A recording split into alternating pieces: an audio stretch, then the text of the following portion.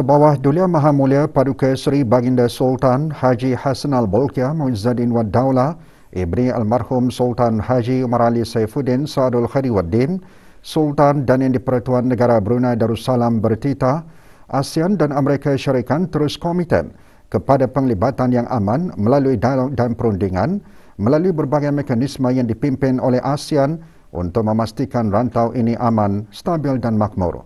Ke bawah Duli Maha Mulia bertitah demikian pada majlis santap tengah hari yang dihoskan oleh Puan Terutama Kamala Harris, Naib Presiden Amerika Syarikat yang berlangsung di Department of State, Washington DC. Dalam titah ke bawah Duli Yang Maha Mulia menggariskan ASEAN telah menubuhkan ASEAN Shield bagi memastikan tindak balas yang bersepadu, pantas dan berkesan terhadap kecemasan dan bencana yang bersifat sepelbagai dimensi pada masa hadapan dan menggalakkan agensi-agensi Amerika Syarikat seperti Federal Emergency Management Agency dan the US Center for Disease and Control Prevention dapat memberikan nilai tambah kepada usaha ASEAN untuk membina rantau yang lebih berdaya tahan. Baginda seterusnya bertitah mengenai kenyataan East Asia Summit Leaders on Mental Health Cooperation yang ditaja bersama oleh negara Brunei Darussalam dan Amerika Syarikat pada tahun 2021 yang mana baginda berharap ASEAN dan Amerika Syarikat akan dapat bekerjasama dalam bidang kesihatan mental. Selain itu, kerjasama keselamatan maritim di rantau ini adalah penting untuk memastikan keselamatan laluan perhubungan laut. Baginda bertitah, negara Brunei Darussalam akan terus bekerjasama rapat dengan rakan-rakan serantau dalam meningkatkan keselamatan maritim melalui dialog dan kerjasama yang mana pada tahun lepas Expanded ASEAN Maritime Forum ke-9 telah dianjurkan yang menumpukan kepada undang-undang antarabangsa dan perlindungan persekitaran laut serta ASEAN Defence Ministers Meeting Plus di mana ASEAN Direct Communication Infrastructure antara pegawai-pegawai ketenteraan telah diperluaskan untuk merangkumi rakan kongsi luar seperti Amerika Syarikat. Keberangkatan ke bawah Duli Yang Maha Mulia di Department of State dijunjung oleh Ambassador Rufus Gifford, Chief of Protocol bagi Amerika Syarikat. Baginda kemudian berangkat ke Benjamin Franklin Room bagi menghadiri majlis santap tengah hari. Berangkat mengiringi ke bawah Duli Yang Maha Mulia ialah Duli Yang Teramat Mulia Paduka Seri Pangeran Muda Abdul Matin.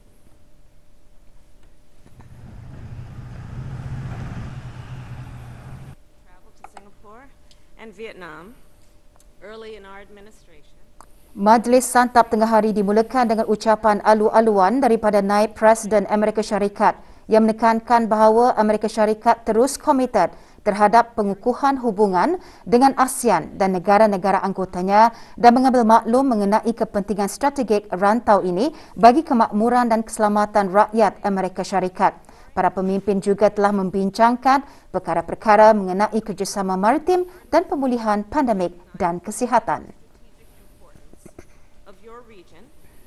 A role that will only grow with time. And we recognize ASEAN's Ke bawah Duli Yang Maha Mulia bersama para pemimpin yang lain kemudian beredar ke Lloyd Henderson International Conference Room untuk menghadiri sidang kemuncak khas ASEAN Amerika Syarikat.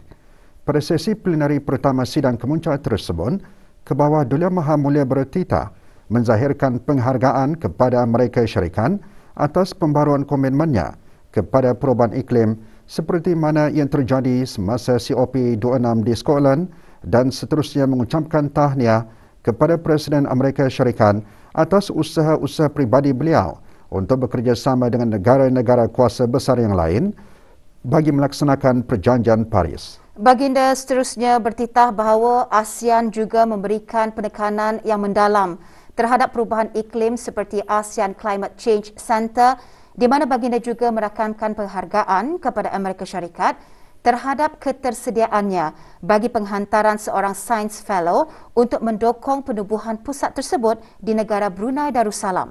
Dalam menuju masa depan, baginda bertitah bahawa banyak usaha perlu dilaksanakan menangani tindakan iklim seperti pembangunan kapasiti. Baginda juga bertitah bahawa negara Brunei Darussalam sedang mengutamakan usaha-usaha dalam memastikan ekonomi negara terus berdaya tahan dan mapan melalui penggunaan teknologi karbon rendah serta meningkatkan inisiatif dengan tujuan untuk mengurangkan pelepasan karbon. Baginda juga mengalulukan penglibatan Amerika Syarikat dalam inisiatif-inisiatif perubahan iklim di rantau ini. Berangkat mengiringi ke bawah Duli Yang Maha Mulia ialah Duli Antaraman Mulia Paduka Seri Pengarah Muda Abdul Matin. Sesi plenari terutama mengenai iklim dipengerusikan oleh Puan Yang Terutama Kamala Harris, Naib Presiden Amerika Syarikat. Dalam ucapan aluluannya, Naib Presiden Amerika Syarikat mengambil maklum akan kesan-kesan krisis iklim terhadap ASEAN dan Amerika Syarikat dan mencadangkan kedua-dua pihak untuk bersepadu dalam mendukung aspirasi dan mencapai keperluan infrastruktur dengan mapan.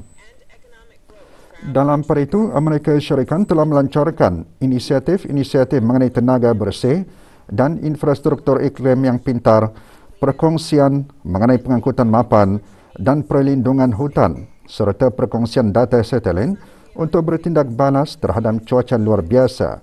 Pada sesi plenari ini, para pemimpin juga telah membincangkan mengenai tindakan iklim, transformasi tenaga bersih dan infrastruktur mapan.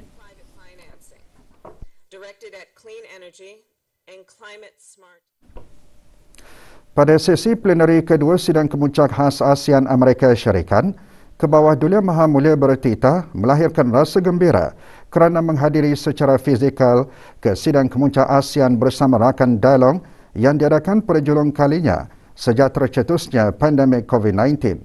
Baginda juga merakamkan penghargaan atas sokongan Tuan Yang Terutama Joseph R. Biden Jr., Presiden Amerika Syarikat kepada negara Brunei Darussalam semasa pengerusian ASEAN pada tahun 2021 dan seterusnya mengucapkan tahniah kepada Tuan Yang Terutama Samdech Akal Mohsin Perdana Hun Sen, Perdana Menteri Kemboja selaku pengerusi ASEAN pada tahun ini.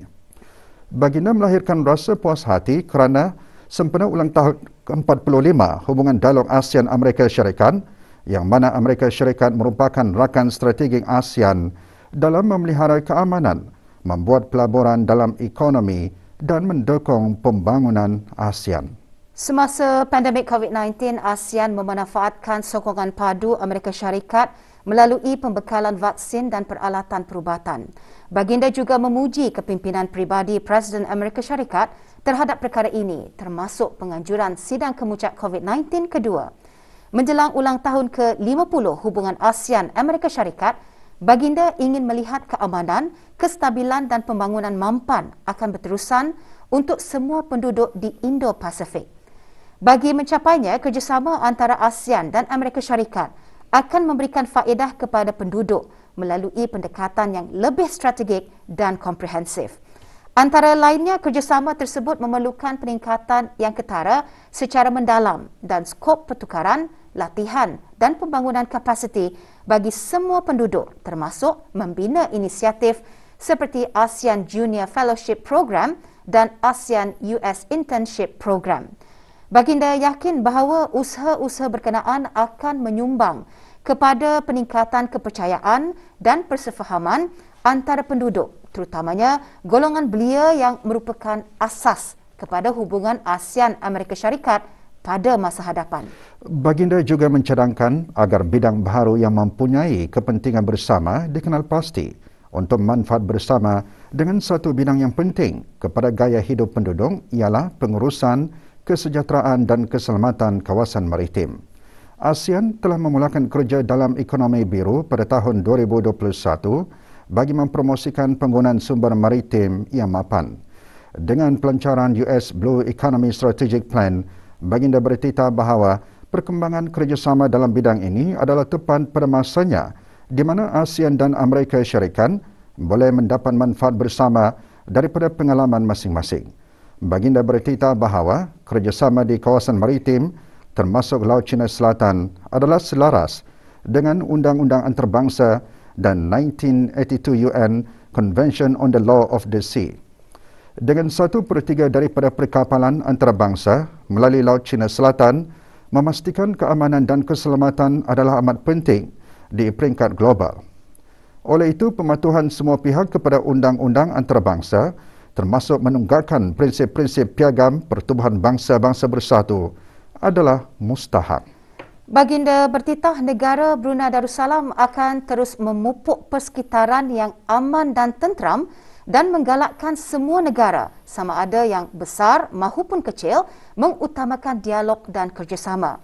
Baginda juga mengalu-alukan pengumuman Amerika Syarikat untuk mempertingkatkan penglibatan dalam bidang pendidikan dan pertukaran antara penduduk ASEAN serta cadangan Amerika Syarikat untuk menubuhkan Indo-Pacific Economic Framework yang akan dapat mendorong pertumbuhan dan menjana peluang.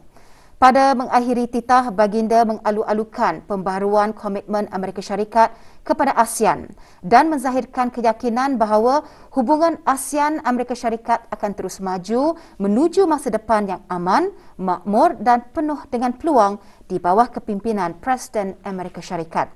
Berangkat mengiringi ke bawah Duli Yang Maha Mulia ialah Duli Yang Teramat Mulia Paduka Seri Pangeran Muda Abdul Matin. Sesi plenari kedua mengenai isu-isu serantau dan global dipengerusikan oleh Tuan Yang Terutama Joseph R. Biden Jr., Presiden Amerika Syarikat. Dalam ucapan alu-aluannya, Presiden Amerika Syarikat menzahirkan rasa puas hati bahawa hubungan ASEAN dan Amerika Syarikat menuju ke era baharu dengan perbincangan meliputi pelbagai isu termasuk pandemik COVID-19, masa depan tenaga bersih, infrastruktur mampan, akses kepada pendidikan dan kerjasama maritim. Pada sesi plenari ini, para pemimpin juga membincangkan mengenai hubungan ASEAN-Amerika Syarikat pada masa hadapan dan isu-isu mengenai rantau Indo-Pasifik. Pada sidang kemuncak khas ini, ASEAN-US Special Summit Joint Vision Statement telah diluluskan.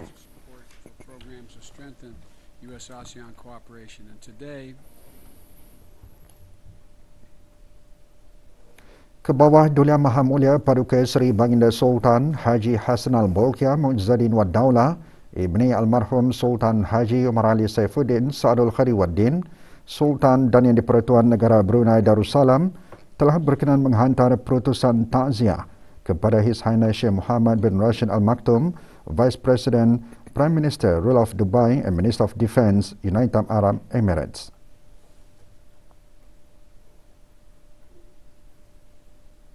Dan His Highness Sheikh Mohammed bin Zayed Al Nahyan, Crown Prince of Abu Dhabi and Deputy Supreme Commander of the UAE Armed Forces, United Arab Emirates, serta kerabat diraja, kerajaan dan rakyat United Arab Emirates berikutan dengan kemangkatan His Highness Sheikh Khalifa bin Zayed Al Nahyan, President of the United Arab Emirates and Ruler of Abu Dhabi.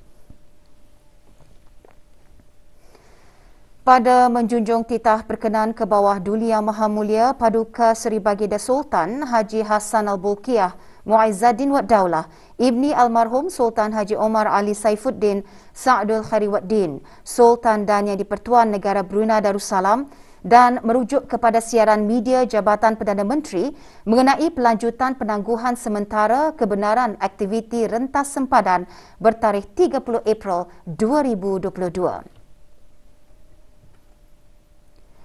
Jabatan Perdana Menteri memaklumkan pelanjutan penangguhan sementara kebenaran aktiviti rentas sempadan selama 16 hari lagi dari 16 hingga 31 Mei 2022, kemasukan warga negara asing melalui pos-pos kawalan darat dan laut termasuk perjalanan transit melintasi negara Brunei Darussalam kecuali bagi kemasukan atau perjalanan transit yang telah diberikan kebenaran oleh Kerajaan Negara Brunei Darussalam.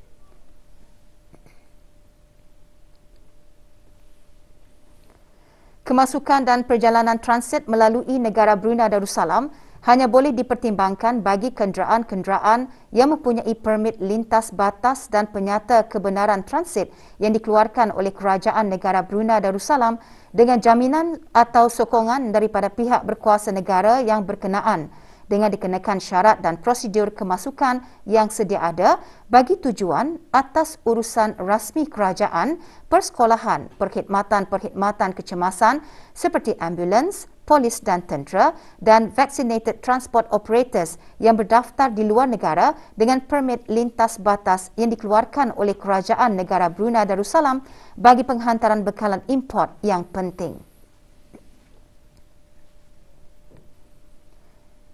Dan keluar dan masuk negeri secara ulang-alik melalui pos-pos kawalan darat mahupun laut bagi tujuan pekerjaan. Syarat-syarat bagi pertimbangan keluar masuk yang dinyatakan di atas adalah tertakluk kepada penelitian Jawatan Kuasa Pandu COVID-19 dari masa ke masa. Bagi sebarang maklumat lanjut dan terperinci, layari laman sesawang Jabatan Perdana Menteri www.pmo.gov.bn/travel portal atau hubungi travel hotline di talian 120 semasa waktu bekerja atau email kepada travelapplication@jpm.gov.bn.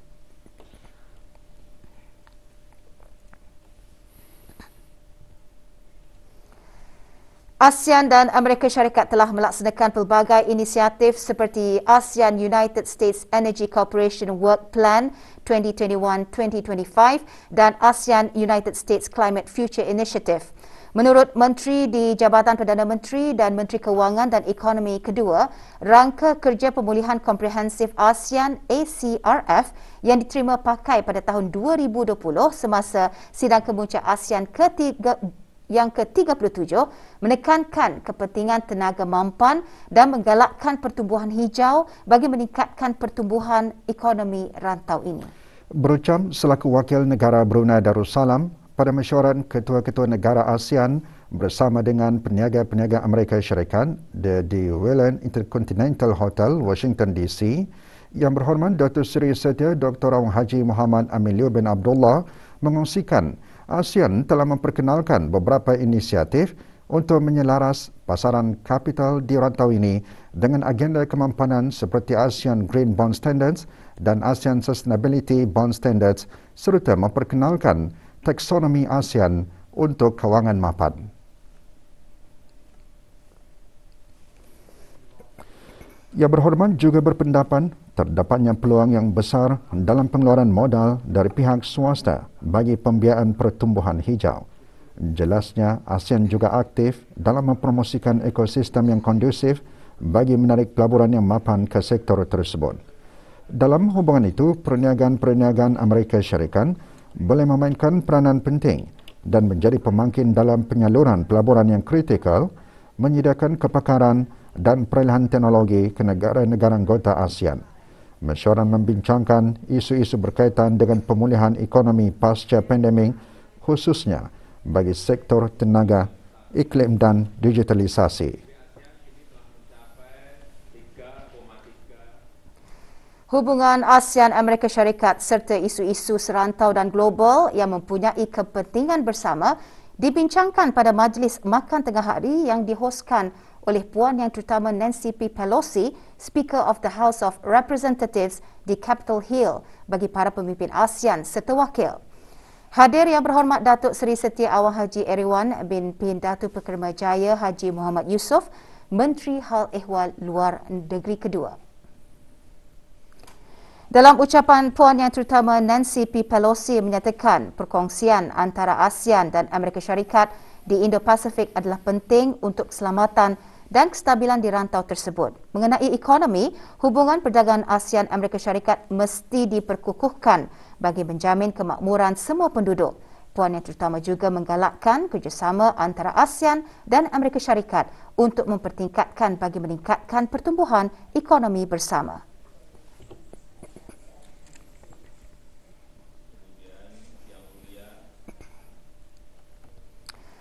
...161 dos pertama vaksin telah diberikan kepada kanak-kanak berumur 5 hingga 11 tahun pada 13 Mei 2022 yang membawa jumlah keseluruhan pemberian vaksin dos pertama kepada 31,109 dos iaitu 72.5%.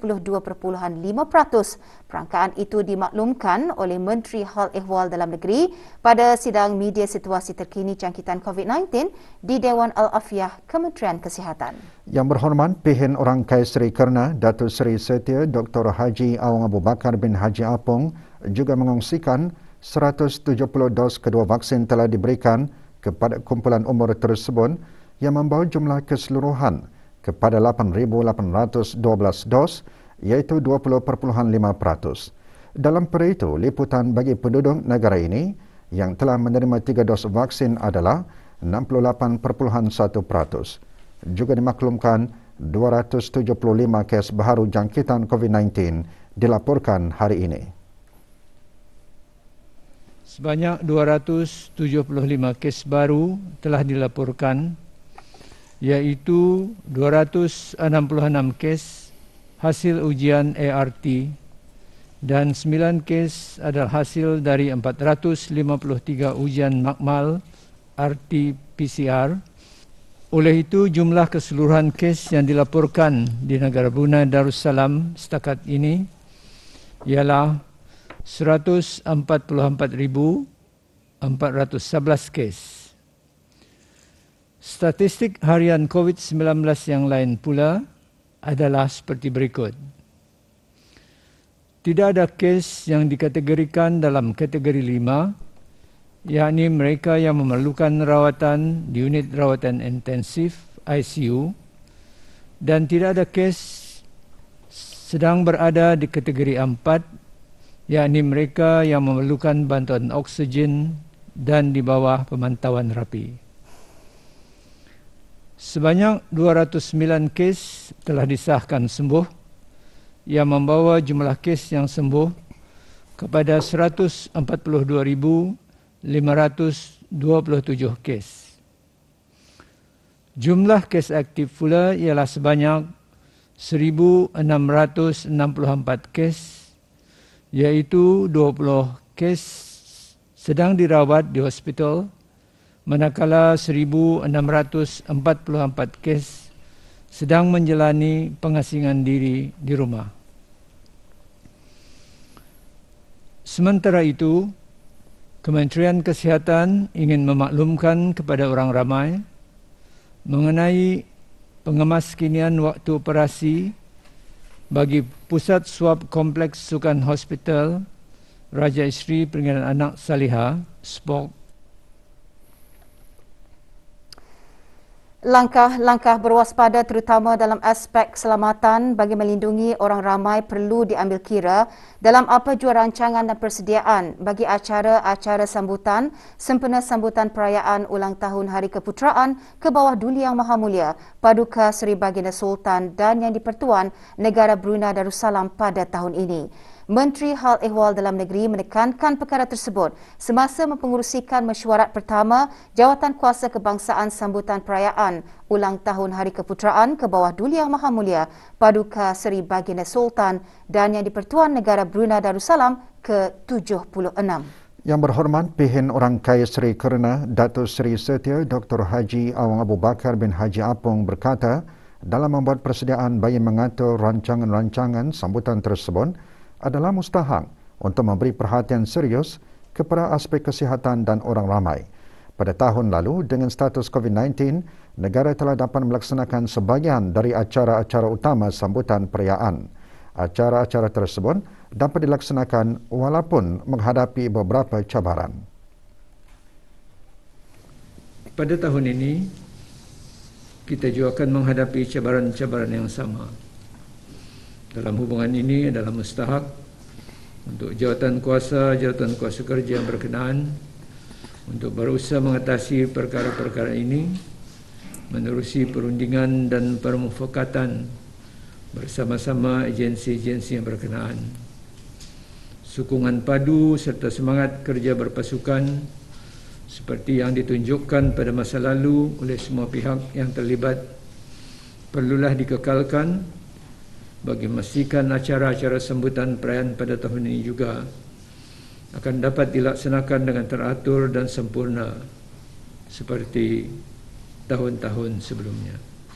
Mesyuarat dihadiri oleh Yang Amat Mulia Pangeran Indra Setia Diraja Syabul Karim, Pangeran Anak Haji Idris bin Pangeran Maharaja Laila Pangeran Muda Abdul Kahar yang di-Pertua dan Istiadat Negara. Mesyuarat berlangsung di Jabatan Perdana Menteri Bandar Seri Begawan.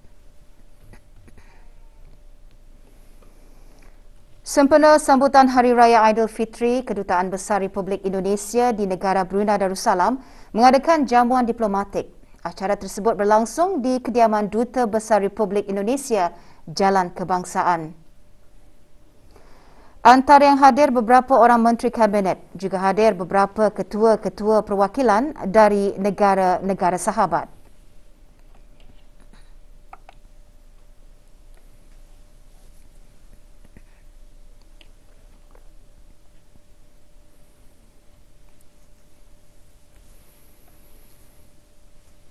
juga ingin untuk meningkatkan tali silaturahim, tali persaudaraan antara warga Indonesia dan Brunei. Kami bersyukur hubungan kita, hubungan bangsa Indonesia dan bangsa Brunei dari waktu ke waktu semakin baik, semakin meningkat. Kami juga bersyukur, alhamdulillah, COVID pelan-pelan sudah mulai pergi dari Brunei, sehingga kita bisa berinteraksi lagi dengan lebih baik. 50,000 pelajar dari semua peringkat termasuk yang berumur 5 hingga 11 tahun tanpa mengira status vaksinasi memulakan sesi pembelajaran secara bersemuka hari ini. Bagi memastikan pelaksanaan sesi persekolahan berjalan lancar, Yang Berhormat Datuk Seri Setia Aung Haji Hamzah bin Haji Sulaiman, Menteri Pendidikan, membuat lawatan ke 3 buah sekolah rendah kerajaan di daerah Blain pagi tadi. Di Sekolah Rendah Sungai Teraban, rombongan meninjau pelaksanaan prosedur operasi standard SOP sekolah berkenaan dan kemudahan yang disediakan untuk pengawalan COVID-19. Demi memastikan kesihatan dan keselamatan warga sekolah, pelaksanaan ujian saringan ujian pantas antigen ART masih dikekalkan sebanyak 3 kali seminggu. Semasa minggu pertama sesi pembukaan sekolah, beberapa aktiviti di bawah program Sioknya ke Sekolah dilaksanakan oleh pihak sekolah, antaranya sesi doa dan zikir. Beberapa aktiviti di bawah program Sioknya ke Sekolah di Sekolah Rendah Kuala Blain untuk menyesuaikan pelajar-pelajar sekolah rendah dengan suasana pembelajaran secara bersemuka. Sesi persekolahan secara fizikal di daerah Tutong juga berjalan dengan lancar dan teratur. Rata-rata murid yang memulakan sesi persekolahan begitu teruja kerana mereka dapat kembali bersekolah seperti biasa dan bersemuka dengan guru. Pagi tadi, Timbalan Menteri Pendidikan mengadakan sesi lawatan ke 3 buah sekolah rendah di daerah berkenaan. Datin Seri Paduka Dr. Hajar Rumaiza binti Haji Muhammad Saleh meninjau lebih dekat lagi pelaksanaan dan garis panduan SOP di Sekolah Rendah Bakiau, Sekolah Rendah Pancong dan Sekolah Rendah Rambai. Semasa tinjauan tersebut, murid-murid di sekolah-sekolah berkenaan telah mematuhi SOP yang ditetapkan. Bagi murid pra pula, hari ini amat bermakna bagi mereka kerana mereka melangkah ke alam baharu dan bergelar murid sekolah.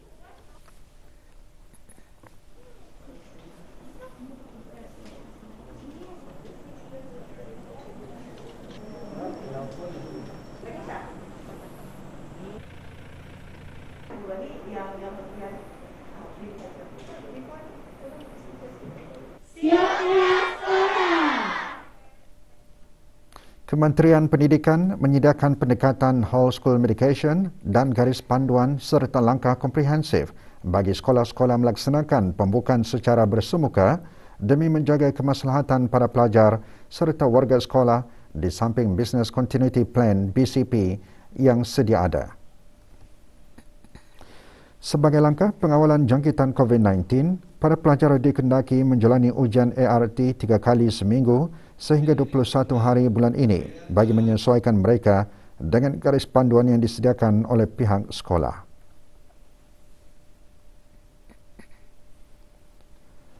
Program Sioknya ke Sekolah antara pengisian program sekembalinya kanak-kanak ke sekolah setelah lama menjalani pembelajaran dalam talian. Diharapkan dengan ini pelajar-pelajar dapat merasa seronok dan gembira untuk kembali ke sekolah. Sementara itu, para pelajar Maktab Anthony Abel Syria memulakan hari persekolahan mereka dengan bacaan surah Yasin dan doa menghindar jangkitan COVID-19.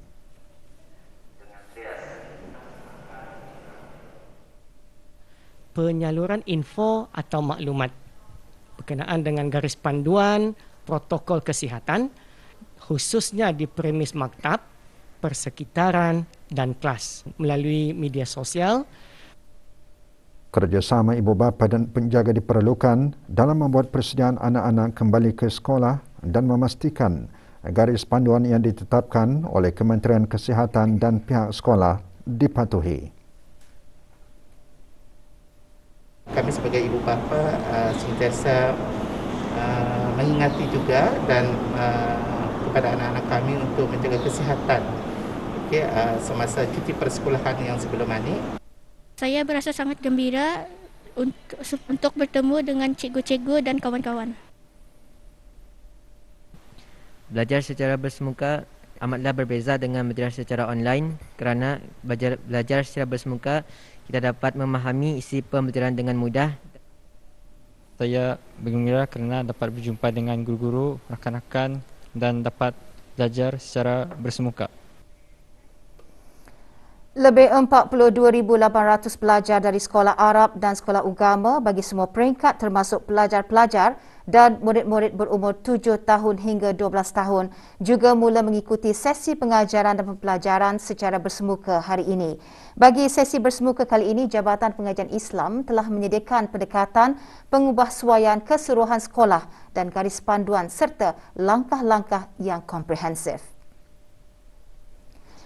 Bagi persekolahan Arab, lebih 5,600 pelajar melibatkan semua peringkat bermula tahun 5 hingga pra-Universiti 2. Jabatan Pengajian Islam dan pihak sekolah di Persekolahan Agama dan Arab telah melaksanakan program kembali ke sekolah dijalankan selama 3 hari sehingga 17 Mei ini yang dihasrat bagi membiasakan semula murid-murid hadir ke sekolah.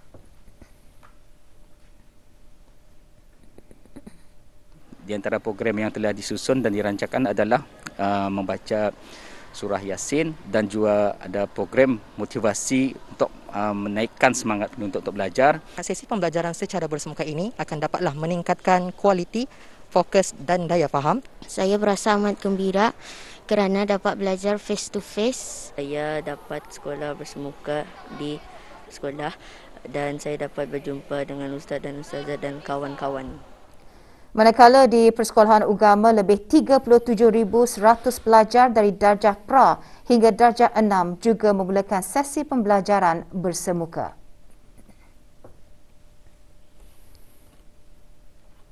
Tadbiran sekolah pada sebelum ini telah menyediakan beberapa BCP untuk kemasukan murid dengan menyediakan carta aliran murid-murid masuk ke sekolah daripada pintu masuk hinggalah ke kawasan-kawasan bangunan sekolah. Kalau bersemuka mudah faham apa yang cikgu ajar.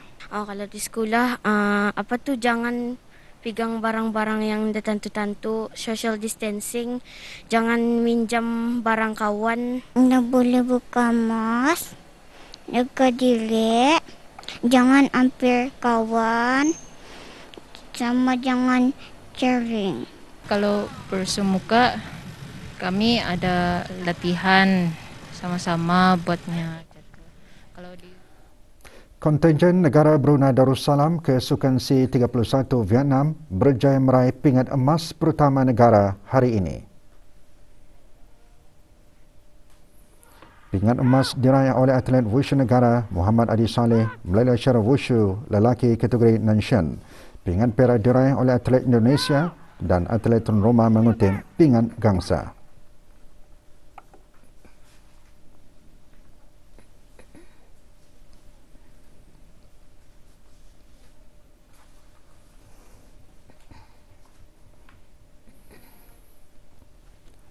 Perkembangan kutipan pingat Sukan Asia Tenggara ke-31 di Vietnam setakat pukul 6 petang tadi.